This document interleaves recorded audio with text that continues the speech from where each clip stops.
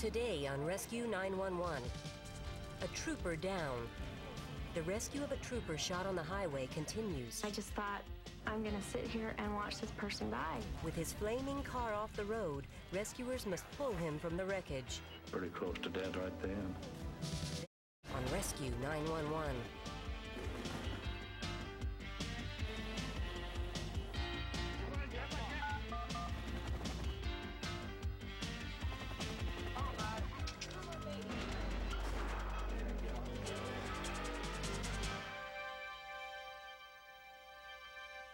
When Idaho State Trooper Stephen Hobbs was shot during a routine traffic stop in a remote area, his life was in the hands of the passing motorists who stopped to help.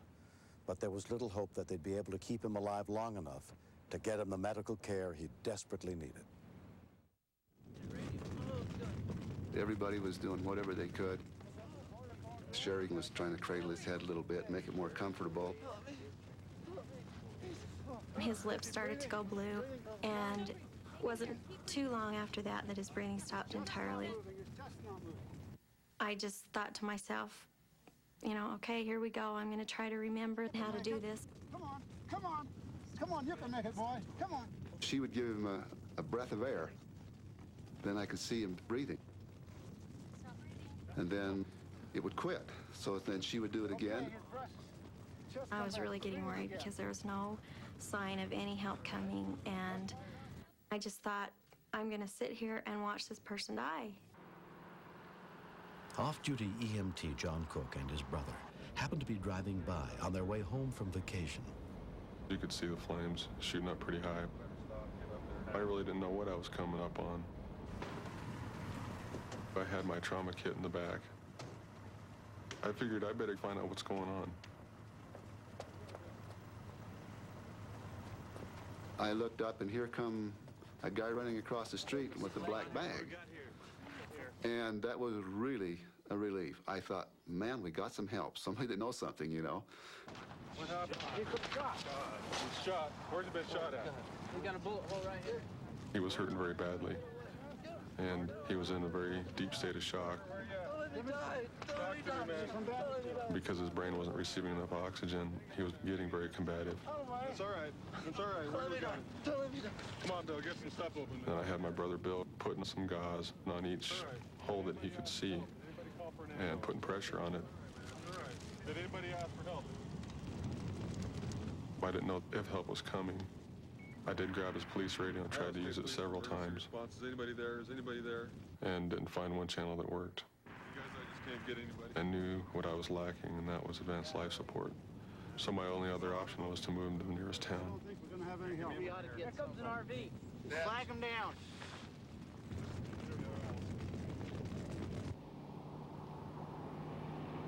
Gerald Jepson and his wife were driving by pulling a trailer. I'm not the type that usually stops to get involved with anything.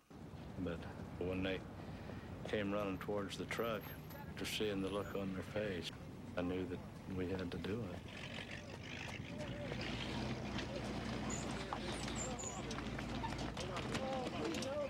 All right, hold on. Okay. Come on, let's go. 6 of us picked up the trooper and took him in. I got it, let's go. They was moving him pretty fast. He was just white and lifeless. It scared me pretty bad that he was pretty close to dead right then. Here, let's go. Then somebody says, drive ICAL as fast as this thing will go to Snowville.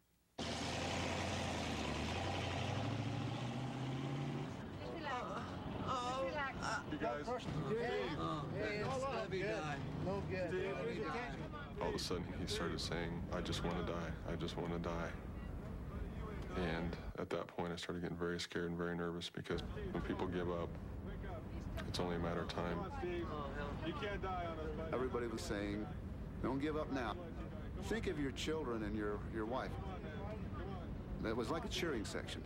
Just really in there with their whole body and soul.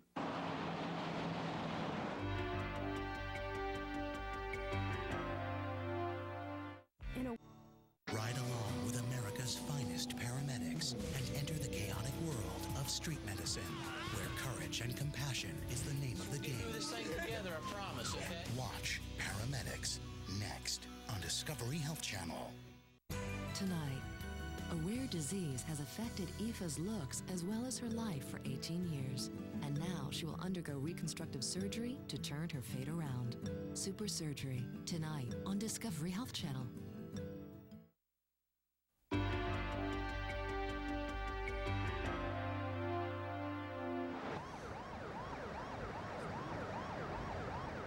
A state trooper picked up Jan Hobbs to take her to her husband. I was scared to death.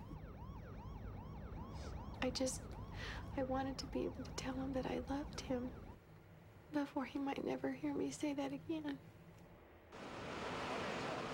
There were no medical facilities in Snowville. Rescuers worked for 45 minutes trying to keep Trooper Steve Hobbs going long enough for an air ambulance to get to the scene. We stood there by the door hoping to hear some good news, and finally they said, well, we got his blood pressure back, we got a pulse back.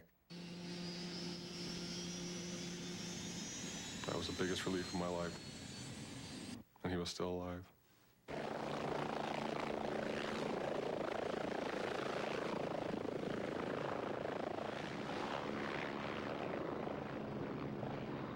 Steve was airlifted to the trauma unit of McKay-Dee Hospital.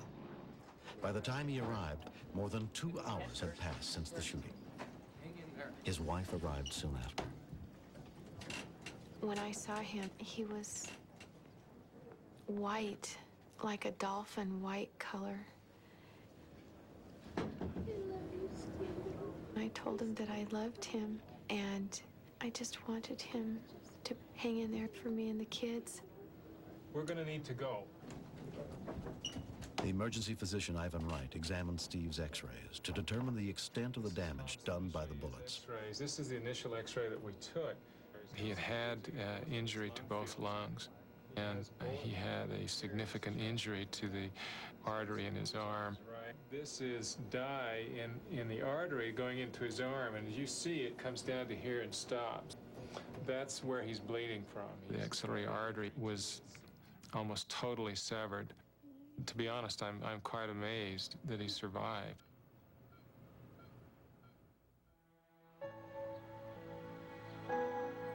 A year has passed.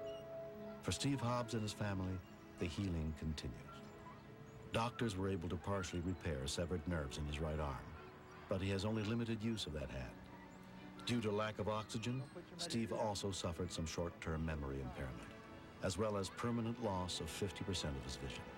There are times when I just feel like I'm going to explode inside because I can't do the things that I used to be able to do, and it's very hard. And my daughter always tells me, chill out. And so there's a lot of times where I just have to go off by myself and sit down and try and collect myself again. So there's been quite a few changes I've had to try and make with my life. Since he's been shot, it's been kind of a role reversal. He's used to being the provider, and now he's home with the kids. But we've all learned how to deal with it. Steve means everything to me. He is my other half. How's it going? Okay. I just will never be able to repay the people who took the time to rescue Steve. I never knew there were so many people that cared. The first time I met Steve, after all this happened, there was no feeling ever like it before.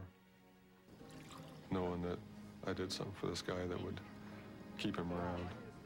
The man Steve pulled over that night had been driving a stolen car. He pleaded guilty to 3 felonies and was sentenced to 40 years in prison. The incident has affected all the people who got involved that night. This changed me quite a bit. I haven't had a low opinion of policemen, but I stay away from them. But this has really made me realize what they go through. We see a cop car and we automatically let off the gas and hope we get by them. And we don't realize the dangers they're living under to try to protect us. I guess the best reward that we ever had was the party for him at Twin Falls when they put us with 4 of their little boys. These little kids, they were just they were happy and smiling. And of course, I couldn't help remembering when I was their age. I was on the scene when my dad had an accident, and he died. So I was raised without one, and they had theirs. I'll fall down. And to me, that's all that counted.